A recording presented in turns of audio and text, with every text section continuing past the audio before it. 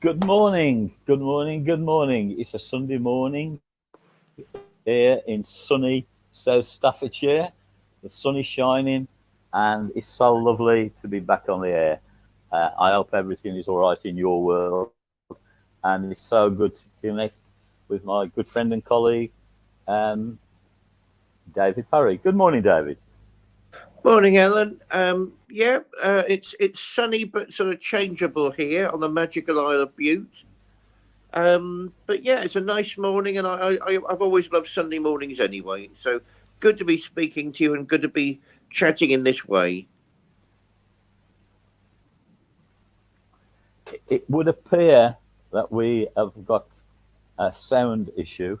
It, it's doing an impression of Norman Collier at the moment, and people of a certain age, like me, will remember the comedian. Uh, anyway, right, let's just see how we get on, David. Yeah, I've got to try and remember who he is myself. I know the name.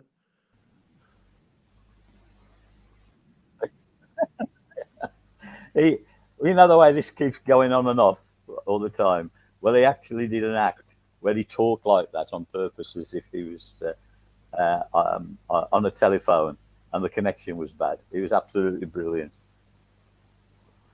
I suppose the theatrical side of me just goes chilly to that. But after too many auditions.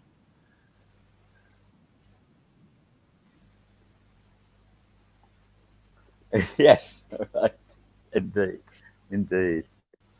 Um, I think it's rather apt. I don't know whether you've seen. I've altered the title of the show, right? And I've put on there this morning that we're talking about and how it affects everyday life.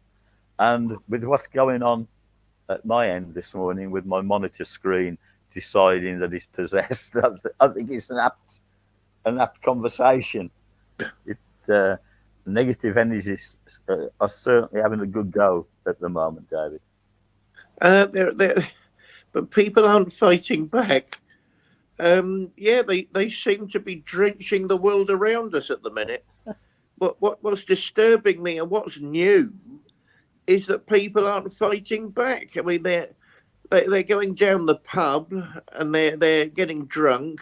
I mean, in ways unparalleled to previously. I can't see the point of all that. If your life is one gigantic party, there is no party. If I can't see the joy of it. If you're going to the pub all the time, what's the joy of it? What's the happiness in it? So yeah, I mean, people, I suppose, they're in avoidance mode with what's going on around them. But when the ostrich sticks its head in the sand, it doesn't mean those things stop. It just means the ostrich is trying not to notice them. So for me, that's quite dangerous and foolhardy. It won't go away. And instead of helping to try the process out, they're all in my beloved Benidorm, which I would personally love to nuke. How about you, Alan?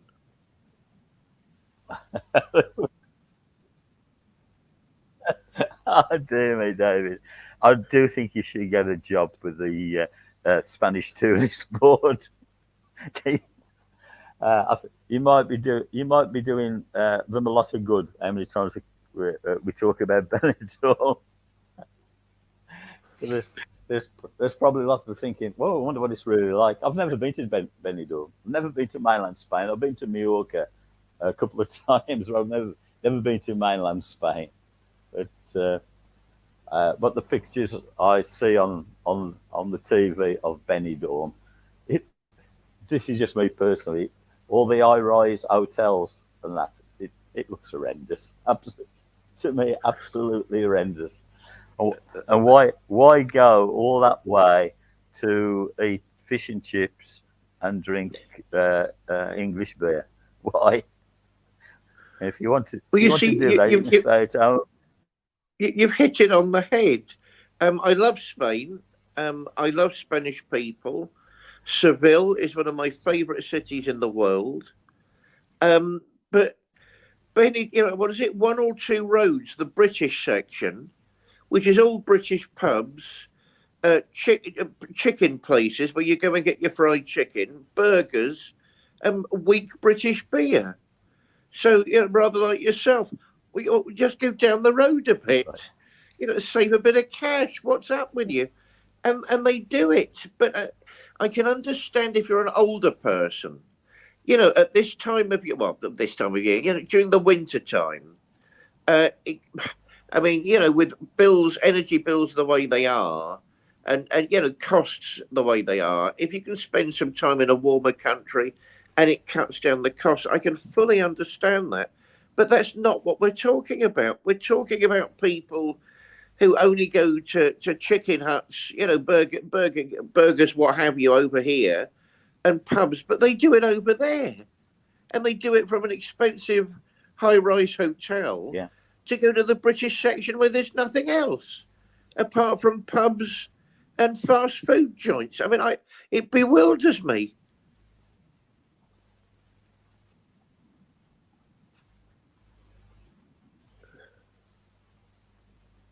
Are you there, Alan? Yes, you went off, but we're back again, I think. Yeah, we are. Did you hear any of it? Hello? Did you hear any of it? I did. No. Anyway, that's my take on my take on Benidorm for this morning.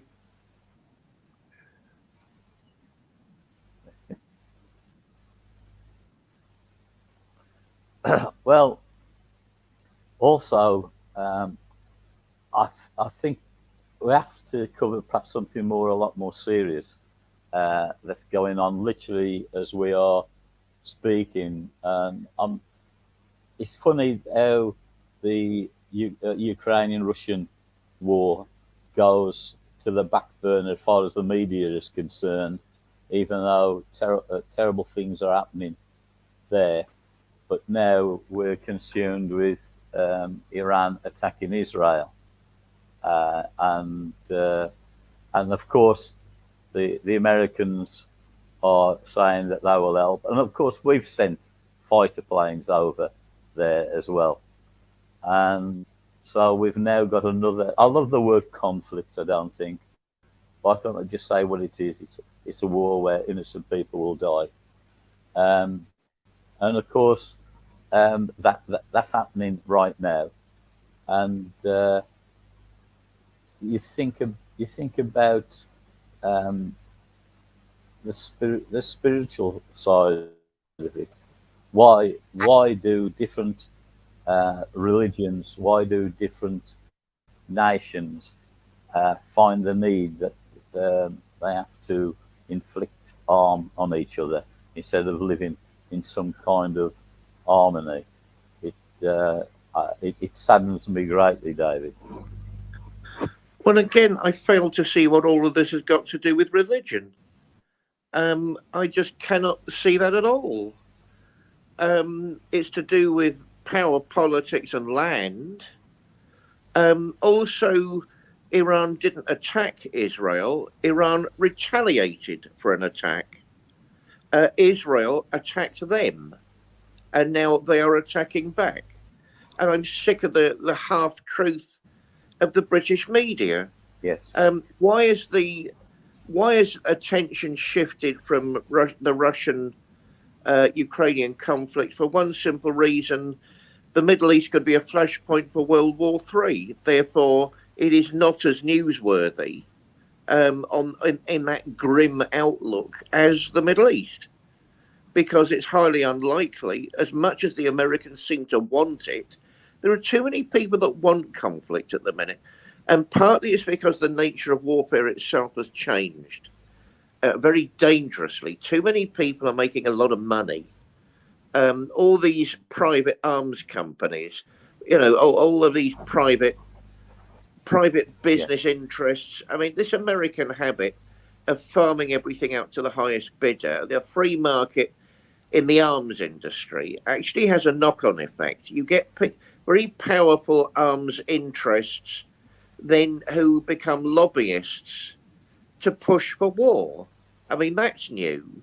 And that's the good old American way, I'm afraid. It's made a security stroke arms industry incredibly powerful, and they want conflict because they want money. That's how they earn their money.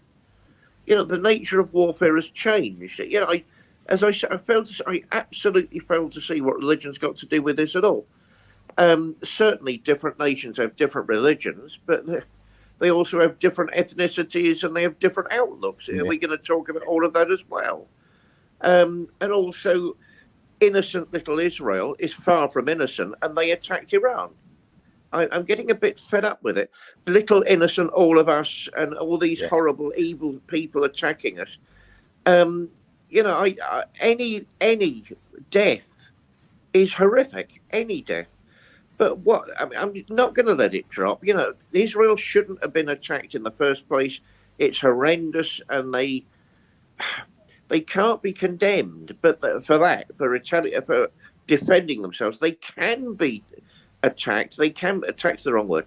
They can be brought to. It can be put into perspective with 30,000 deaths in Gaza, which is beginning to look like one sort of massive land grab. Yes. I mean, there are people planning where they're going to build hotels. That's not retaliation for an attack. That's something entirely different. And the fact that the hypocritical Western world, we have become hypocrites. So, aren't we arming them enough already? The British arms industry sells weapons to Israel as a huge client, and now we're sending support over there. That hypocrisy is off the scale. So basically, Muslim lives mean nothing then, and an Israeli life is worth more than a Palestinian life, because that's what it's beginning to look like. The West has done. It won't even call for a ceasefire. It won't even say enough is enough. I'm sick of innocent Britain and innocent America, and the hypocrisy won't last much longer. This will all fall apart.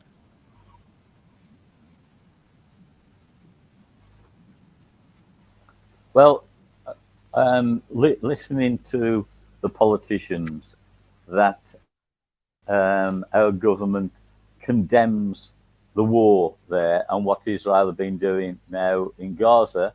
And then I was asked, well, in that case, then are you stopping selling the weapons to Israel? And I said, oh, no, we've got contracts and we're going to abide by those contracts.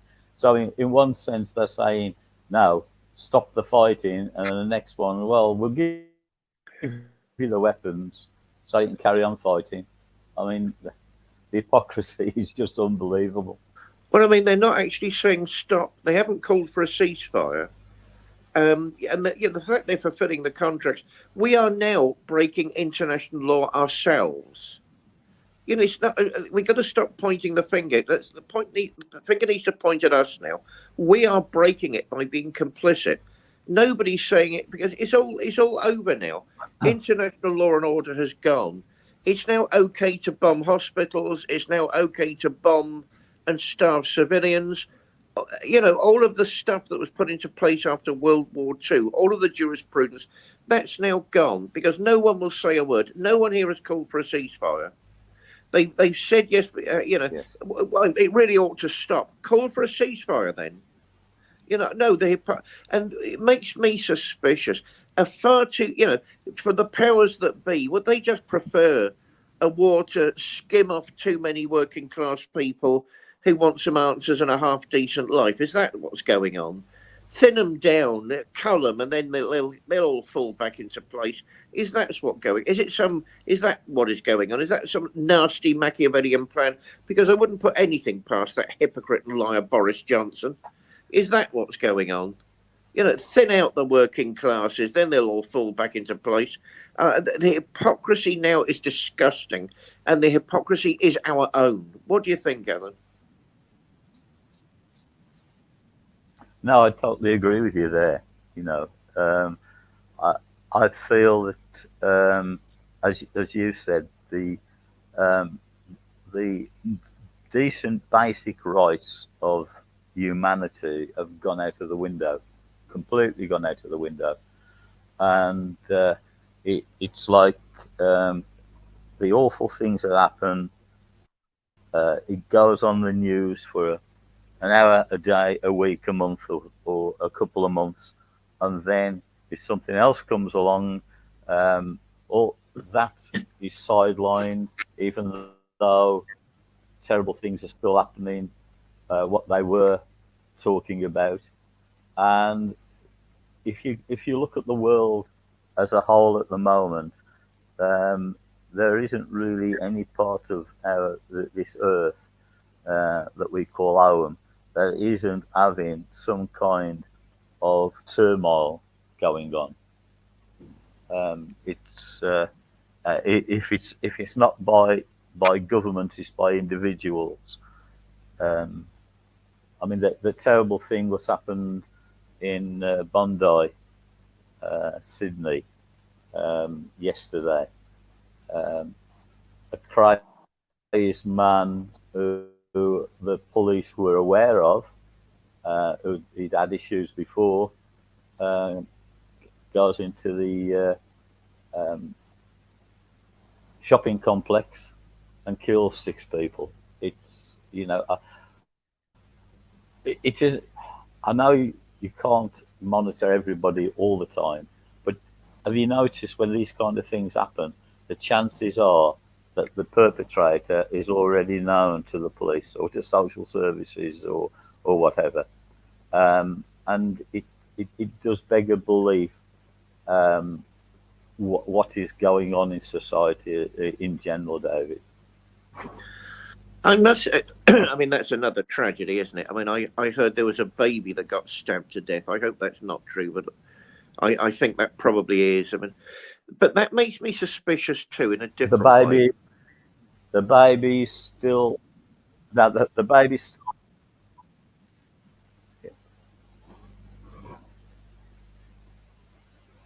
hello, Hello, you were saying, Alan? hello, David. Yeah, you were No, saying, it's saying Alan. if last I heard the baby has survived. You know, yeah, the baby has survived. I heard, and is in a Good. critical condition in hospital. Right. But the mum God was heaven. killed. The mum was killed. Right. Oh dear, dear, dear. Okay. Yeah, I mean, no, there wouldn't, even if it was possible, there wouldn't be the resources to monitor challenged people 24/7. I mean, how could there be? Um, or we live in the sort of world none of us want Yeah. to live in. We live in a prison. We live in a gigantic prison camp, which some people seem to want. Um, and I don't mean ordinary people. I mean the controllers of the world. They seem to want it. No, I mean, when I hear things like that, to be honest, I always have a rather different impression. Either you're looking obviously at medical issues, in which case the whole thing's a medical problem anyway, and should have been brought to the correct authorities, or you're looking at people who are so cut off from society, they're so cut off from life, they're cut off from nature, they're cut off from humanity, that they go into these strange inner netherworld, and where there's nothing but chaos. There's no law. There's no adherence. There's nothing holding things together. There's some sort of chaos, terrible domain within themselves, a chaos domain, a hell world, and they sort of sink into that. For me, that's a judgment on all of us. Curiously, I mean, there was something in Croydon I remember a couple of years ago where this huge black guy, he had a build, was walking through the high street stripped naked, and attacking anyone he walked past. And at first I was shocked and angry until I thought about it a bit more. That man is in a terrible inner condition.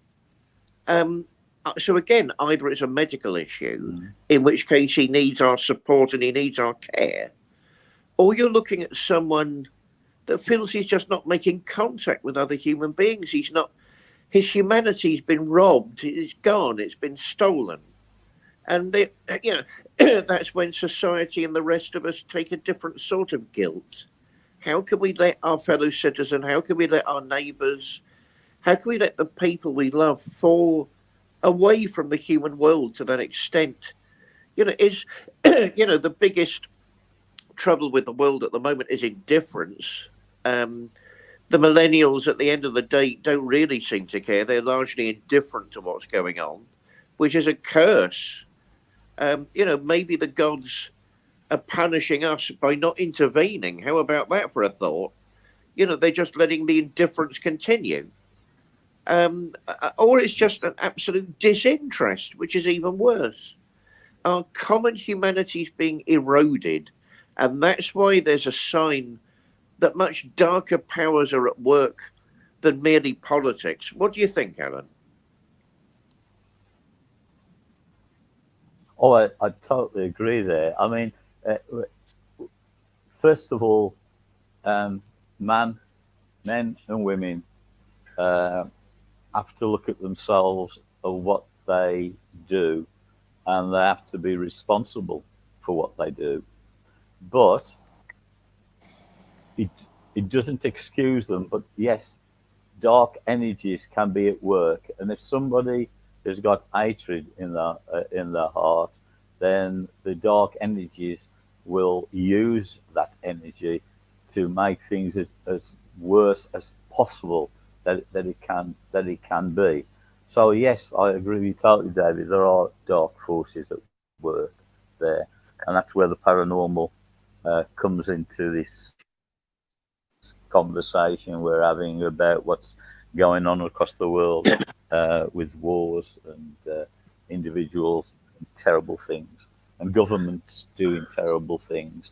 You can't say they can't be responsible. It's all down to Satan, but Satan does have a part to play in what's going on. Satan doesn't start it. What actually happens is that the bad ones amongst us will do what they do, and Satan will come in and try and make it as worse as it possibly can be. That's the way I look at it, David. Well, I mean, very, very clear sighted, Alan, but to be honest, I think it might chillingly be a bit worse than that. I mean, sometimes various people work with those dark energies, of course. They're actively trying to ally themselves with them Yes. to get desired results. I mean, if we look back to recent things, I only half believed in the past. I mean, I'm not one of life's great conspiracy theorists. Um, and sort of you hear things that, more of a chuckle than anything else, like the mind control experiments of the CIA. I'm sorry, I thought they were meant to be something to do with home protection. What are they doing that for? And, MK Ultra and all this other stuff where they're probing into the paranormal to see Yes. what they can use to Yes. weaponize. I'm sorry, I thought you were home security. Why are you doing that? By the way, who approved that budget? Therefore, I don't know. I mean, certain parts of American society, and it's not just them. I'm not, the America I know and love seems to be very much in the background at the moment. I don't know what this imposter is that's calling itself America. It's certainly not the America that gave great light and hope to the world at one point. It's something else. And I'm not taking Britain away from this Yes. equation, sadly. But how complicit are people, and how many of them, which agencies and organizations are actually working with these dark energies, not as innocent victims, but as co-conspirators? What do you think of that, Alan? Oh yes, I agree. As you were saying that, I was thinking, well, we've got nothing to be proud of, have we? With the um, us going across the world and taking resources from countries that should be rich, but we've taken their resources. Lot of the African countries, India. Um, we've even gone down and had a go in South America, and so we we we take the moral eye horse. But if you look down on our history, we haven't really got anything to be proud of, have we? Oh yeah, but let's not throw out the baby with the bathwater. I do think, as I say, the America I love. There's an America I love, the America of the transcendentalists, of the poets. There is a beautiful America somewhere out there still. There's a beautiful Britain, the land of Shakespeare, out there still. But that's been covered over by this, I agree. Yeah.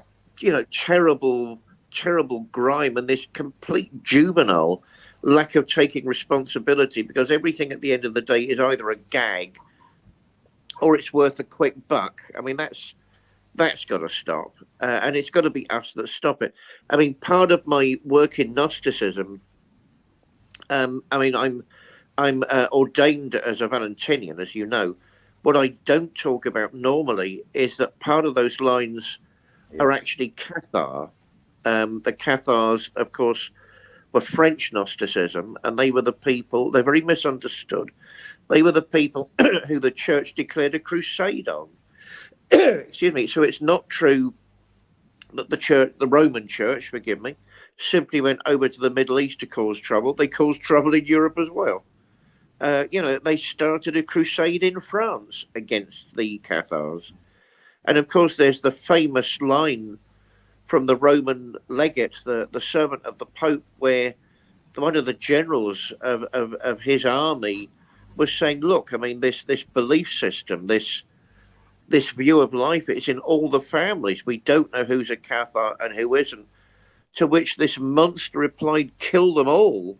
God will know his own. I mean, it's those lines, curiously, are also in the work that I sometimes do. And it's beginning to dawn on me why the Cathars at the end of the day said, don't really put all of your attention into this world. If you do that, you'll never be able to achieve balance, and you'll never be able to grow beyond this world. That's becoming very clear to me. Recently, it's becoming clear to me at the moment. What do you think, Alan?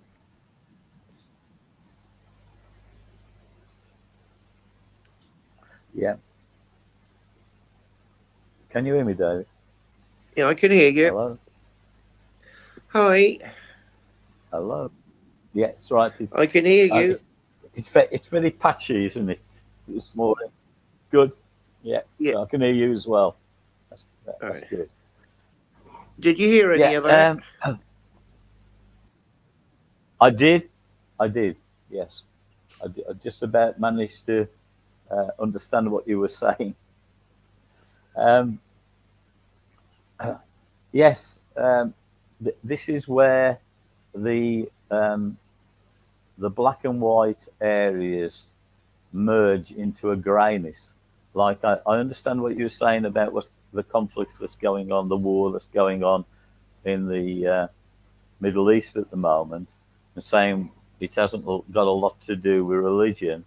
But then, like the Crusades, which and as you said about the Catholic Church,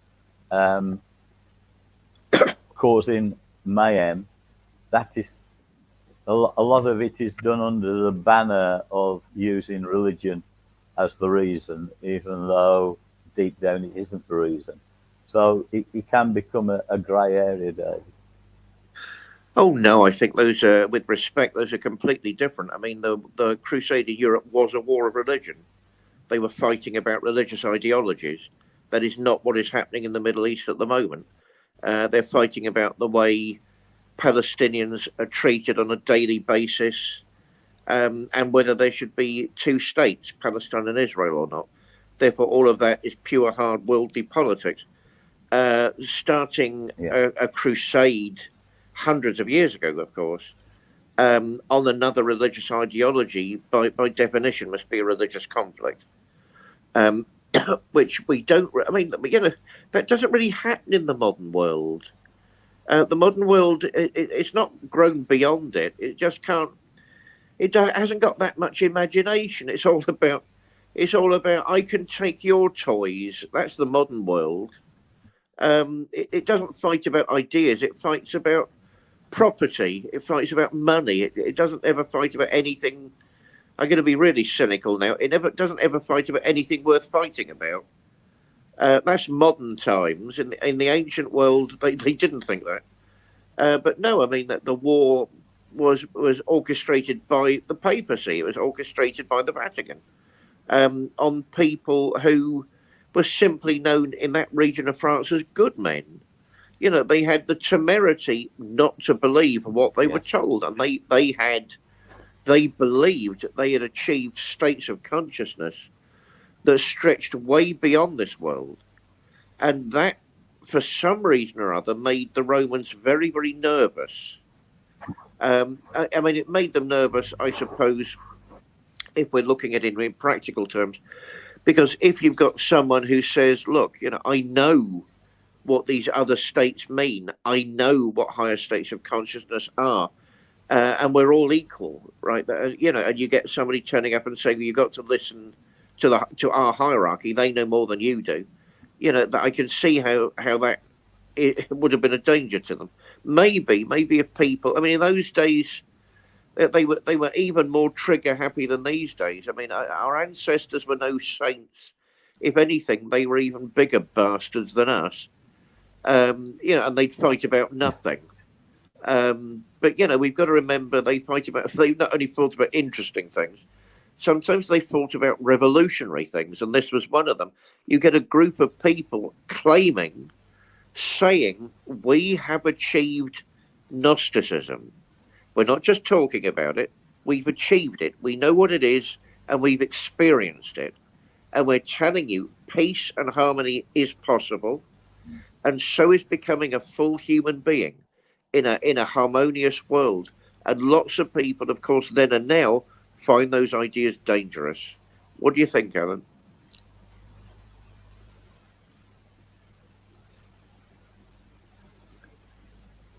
Hello? Yeah, did you hear any of that, Alan? I heard about that they'd found Gnosticism. They understood what it was all about. That's the part I heard. Yeah, I mean that, you know, for some people that's dangerous, of course, because Gnosticism isn't just a belief; it's meant to be some sort of experience. It's meant to be like enlightenment, and some people back then and now find that a threat to their power. So that's what was going on.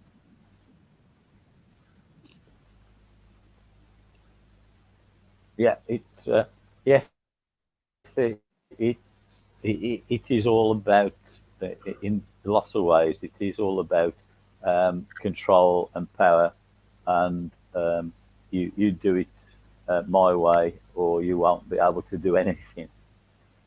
It seems to be an unwritten law in certain places, doesn't it? Well, to be honest, I think it's quite clearly written. Um, you know, if some guy just wants to go to Benidorm, you know, and get zonked every night, he's not a threat to anyone, and he's a danger to himself, but he's not a threat.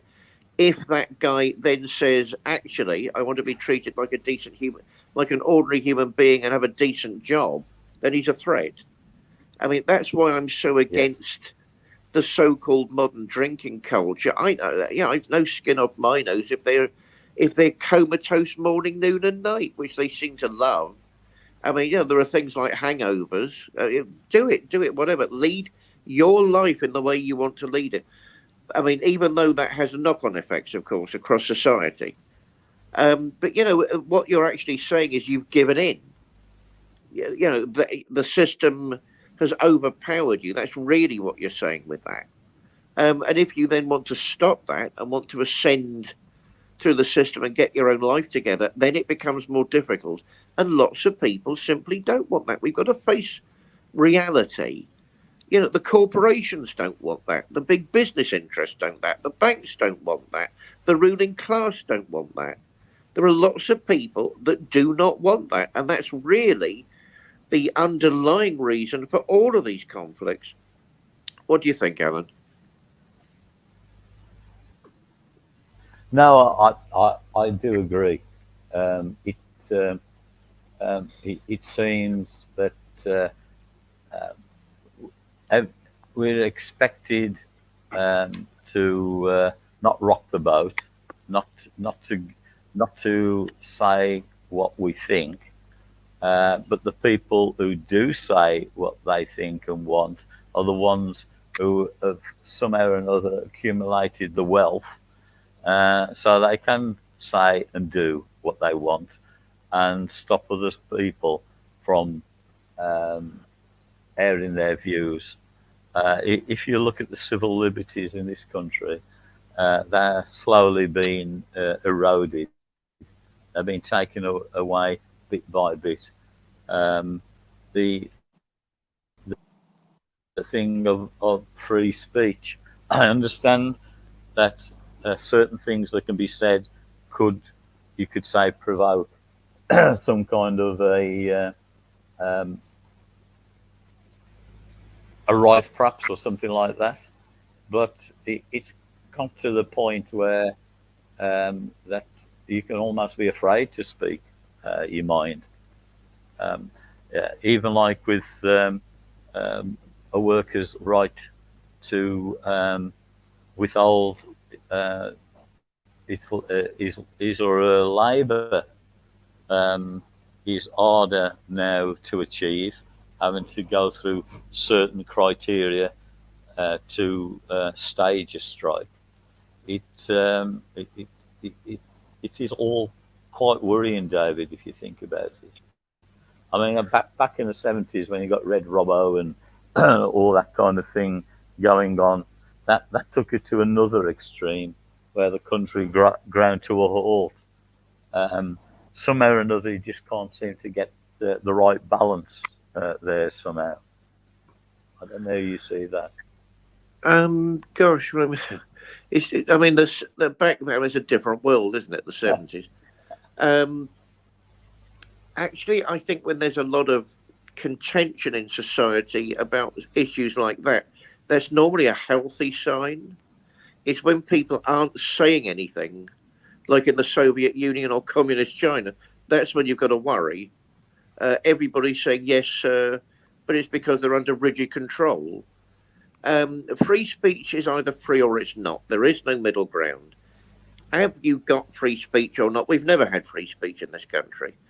We're allowed to say certain things within a limited framework, but nobody does, and even that's decreasing now. There is no free speech. Free speech be re, must be must be given its power, must be given its place, or because if you think about it, that's the capstone, that's the link in every other social virtue. If that's not in place, none of the others are in place, and nothing can be talked about, and nothing can be addressed. That's, I mean, it sounds like nothing, being able to speak your mind, but actually, if you begin to think about it, it's everything. Because again, that has a knock-on effect to every single other type of freedom. Um, it's dangerous that's. I mean, old ladies now can be arrested for disagreeing with a protest march because they've dared to say they don't like it or disagree with it. But this is ridiculous. But of course, the powers that be don't really want free speech. That's what we're looking at. Um, yes, I remember the country grinding to a halt a couple of times. I mean, to be honest, was that a pain in the ass? Yes. But why can't ordinary people have decent wages and a nice house? I mean, that's really what all that was about. It wasn't. It wasn't Yes. about overthrowing governments and becoming the People's State of the United Kingdom. The People's Republic of the United Kingdom. Nobody was saying that. What they were saying was, why can't we have a decent wage? Your lordship. I mean, you're on millions. Why can't we have a decent wage? I mean, there were reasons why all those things happened too. I mean, the worst bit was the winter of discontent with the garbage piling up everywhere. I mean, that was because that's a health hazard Yes. and unpleasant for the environment. I mean, bodies not being buried, dead bodies not being buried. I mean, that's just horrible and disrespectful to our ancestors and unloving to the people who've lost somebody. But I think Yeah. it's astonishing that people are put into the position whereby they've then got to strike to even be heard. Um, you know, I, Again, I suppose at the end of the day, it's at the end of the day, we're responsible for the sort of world we want to live in. We're responsible for the sort of politics we have. We're responsible for the sort of government that we put into place. If all of us said enough is enough and walked on Westminster tonight, it's gone. But nobody's going to do that. And what they do is they try and buy off the real dangers as they perceive them, and they just smother everybody else into a state of submission. I mean, but who's to blame? As usually, it's all of us. Let's go to Benidorm and get drunk for 2 weeks, and then come back to our lives of slavery like nothing's happened. Oh, it's terrible. I'm sick of my life. Yeah, well, why not do something about it? What do you think, Alan? Yeah, I was just thinking actually, going back, I don't know how many years it is now. It might be about 10 years. Perhaps you can correct me. When you did is it Gruntlers? And I actually came down to London, and you hired a room at the top of a pub and invited people who got different views on life and politics and all kinds of things. And I must admit that was I thought, quite an extraordinary and good thing to do. But I think that was a challenge as well, wasn't it, David? Right. I mean, that's interesting. You mentioned Gruntlers. Gruntlers had finished years before that. Gruntlers was a multimedia project. Yeah. I mean, Gruntlers Arts Group was how it started. It ended up as Gruntlers Cabaret, and it ran for about 7 years. And we made some big cultural dents. I mean, it was much more arts, theatre, poetry, theatre related than that particular project. So it's interesting. You say that, and lots of people want Gruntlers to come back, but I think that the day has gone for that type of project. Sadly, what you're talking about was the Extremist Club, which of course eventually became the Free Speech Club. Yes, that's Extremist it. Yes. Club, Yeah. yeah. I mean, Extremist Club ran for 2 years, and was one of the toasts of the town. I mean, we had some amazing speakers. We had a very lively audience, all of whom participated. Curiously, we hardly ever touched politics, and that was not because we didn't want to. It was because booking people in politics is actually a nightmare. Because as you can imagine, if you're involved in that world on a professional level, professional basis, your diary is signed up left, right, and centre. So actually, it was very difficult to book people like that. But for 2 years, I mean, it was. I mean, one of my favourite memories. I mean, we had people of strong political views turning up, and the idea was it was a club of extremists, not a particular type of extremist. So you could be extremely enthusiastic about something, or you could have an extreme hobby, an extreme attitude to what you may be going to Benidorm every week. So it didn't necessarily mean political extremism, and all we meant was that you have a strong opinion there. I mean, certainly, as I say, there were people in the audience who did appear. I mean, we didn't know all of them. It was an open meeting. It was a show. We didn't know all of them who seemed to have very strong political opinions. I mean, my favourite memory was one of the acts had. I'm sorry, yes, the theatrical image coming out at that. One of the performers hadn't turned up at the last minute, and I was livid because if they don't turn up at the last minute, there's little you can do to replace them. And I was trying to desperately think of how we filled that gap. Yes. And told the secretary of the club, bloody do something. I'm going to go downstairs. We had our intermission. Bloody do something when they come back until I've sorted this out. And he was actually an old communist, and had everybody singing when I got back, including the right wingers in the audience, all these old communist songs from Russia. which I couldn't believe. There was goodwill. There was a lot of fun. There was an open and free exchange between people. Nobody got arrested. There wasn't any violence. Lots of phone numbers were exchanged and lots of emails. A lot of friendships were made, and it shows it can be done. In the third year, we were Yes. running out of steam because everybody did it gratis. We had no budget. We tried to pay for as much as we could in terms of expenses, but there was no budget. There was nothing. We had a whip round at the end of the evening. There was nothing else. There was no other income. We actually got noticed by that scurrilous publication, Hope Not Hate, that didn't actually accuse me of anything. That's because I'm not guilty of anything. But there's such a thing as guilt by association, and these swine had the audacity to mention the club in their awful magazine, The State of Hate. Do you know what they were saying? Look at who turns up. And I wrote them a furious email saying, what do you want me to do? Stand at the door like some sort of commissar with a political checklist? Do you think this and do you think that? It's a show.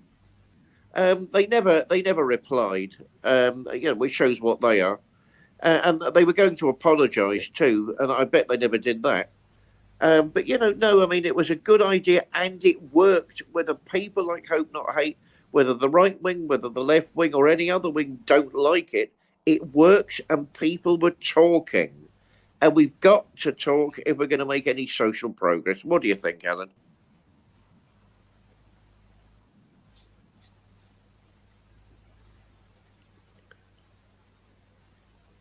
Hello? Hello? Did you Hello? hear any of that, Alan? Went dead again. I did, yes. Did you hear Yes, it? I did. Yes, I did. And we had wonderful psychics like yourself turn up, of course.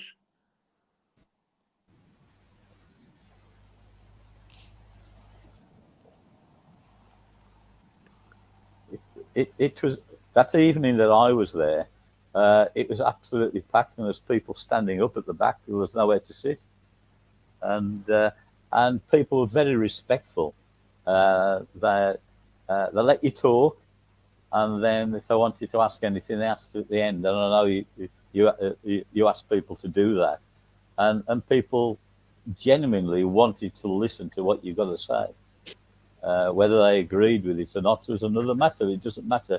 They let the speaker speak, which doesn't seem to happen very often nowadays.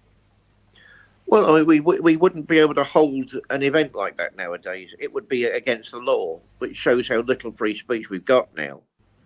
And apparently, you do have to stand with a political checklist now, which is ridiculous. It's a show. No, it was respectful. People listened, and discussion happened. That is the only way forward. If we really believe in freedom and we believe in humanity, there is no other way forward. We've got to talk and try and understand each other. And that offers hope. It offers so much hope. There's never been a balancing factor in politics. It's always about the biggest kid in the schoolyard. That's the human condition when it comes to politics, and it's time to grow up. But how is that achieved? It's achieved in little initiatives like that, where we actually begin to talk to each other and realise maybe the other team isn't full of monsters. Maybe they're human beings with a different point of view, and maybe, just maybe, we can work some things out. That mustn't be thrown away. But at the moment, it is being thrown away. What do you think, Alan?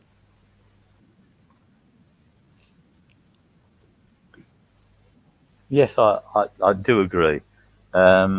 It's we're supposed to be advancing as a race, by race I mean the human race, and technically, what is technology? Yes, of course we have.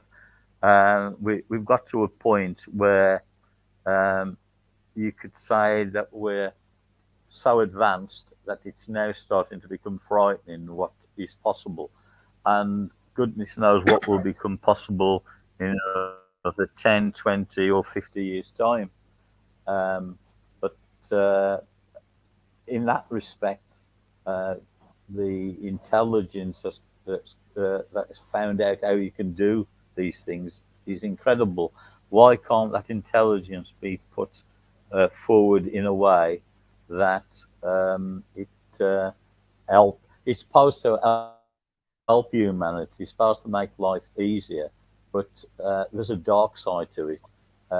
Whatever is invented, then there's always the dark energies will use that invention for its own end.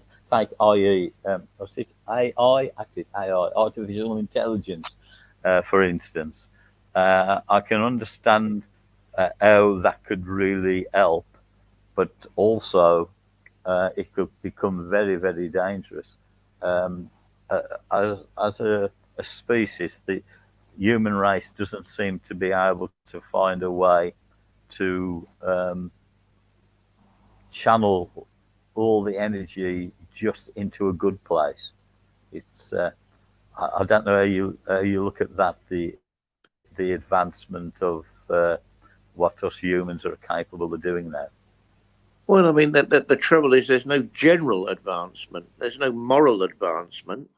There's no aesthetic advancement. There's a technological advancement, which is largely fueled by money and the weapons industry. Therefore, they're not interested in general advancement. They're interested in bigger and better bombs and guns.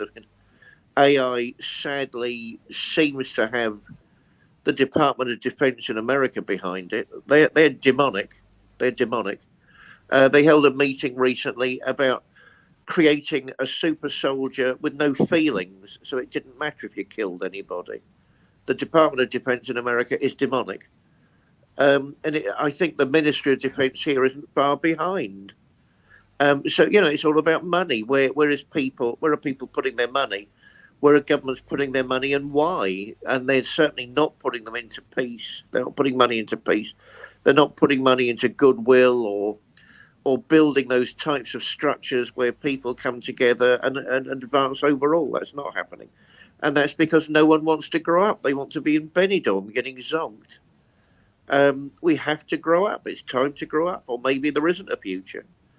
I mean, now you get some millennials worshipping technology, literally.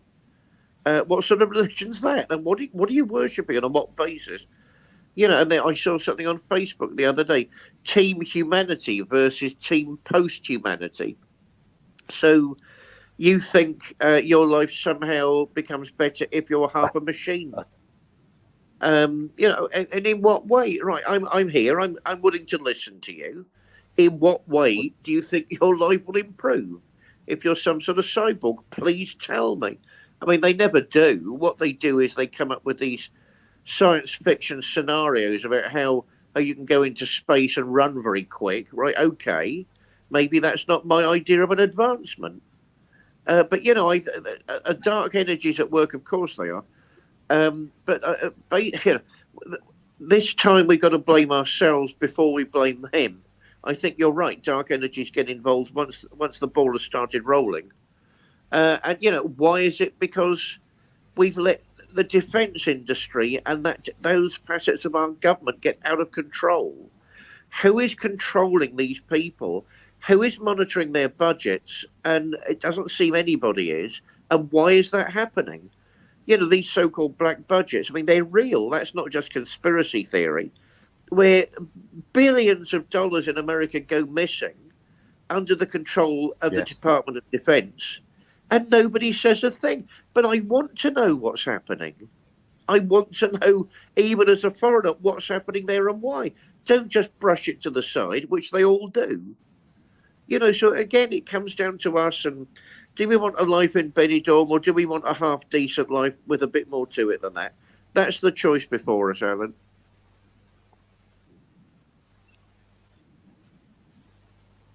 Yes. Yeah. No, I do agree there. We are getting really close to the end of the show again, David. And well, first of all, if anybody is interested in getting in touch with me, they can do that via my website, understandingspirit.com. But And with yourself, David, please say how they can contact you, but also if we can have a quick talk about your upcoming play, comedy drama play coming up as well in August. So, best way for people to get in touch with you? Right, well, I've got a website, www.davidwilliamparry.com. It's always a laugh if you can contact me there. I'm on social media. You can get me through Facebook. You can get me through Twitter or X or whatever it's called at the moment. I'm also on LinkedIn. I mean, it's not difficult to get me if you really want to get hold of me. I can't promise an instantaneous reply, but you will get a reply. Yeah, my new play, Women in Mayhem, my second play.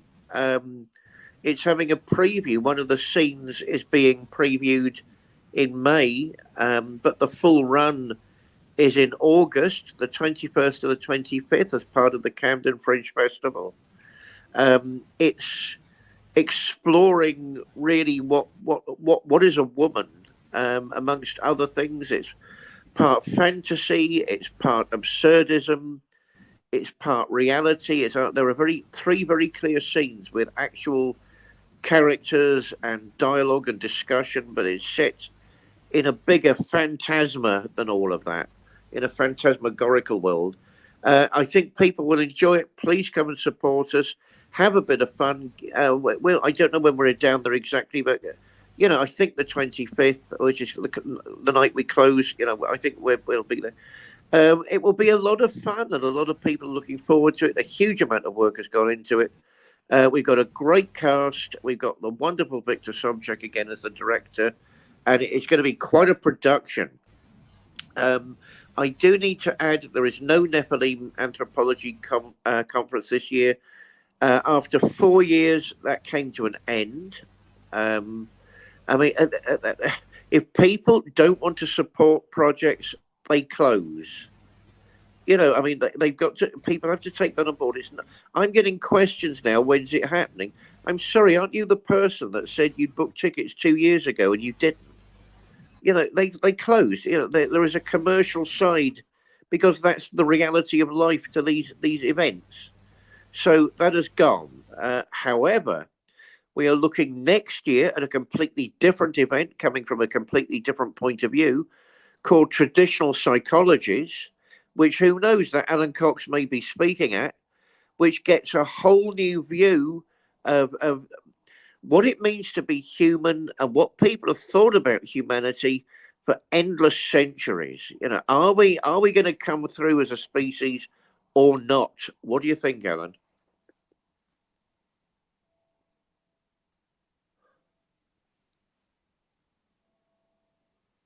Hello? Hello?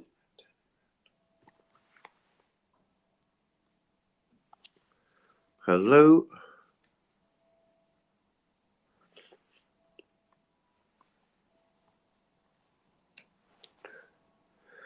Hello? Well, at least we come to the end of the show, so that's something. If anybody out there in listener land heard any of that, which I hope you did, be lovely to see you at some point. By the way, you'll really love the play. It's a lot of fun. There are serious things behind it, but it's a lot of fun. The whole idea is we can have a fun time, a fun hour or so, a fun couple of hours, and actually stretch our minds at the same time. That's not a bad thing to aim at. I think that's quite a good idea. Why not come along? Who knows? And it's a pub theatre. We've got to defend pub theatres. They're a British treasure. That was a deliberate choice on our part. The Fringe has lots of different types of venue. It was a deliberate choice on our part because we thought, right, there's a pub downstairs. You can bring drinks up with you. There's somewhere to relax before the doors are open. Somewhere you can have a chat afterwards. So quite a conscious choice. Camden's still a great deal of fun, and it will be great to see you there if you're about. Come on, come on, come on. Have some fun with us, and let's explore a few interesting things.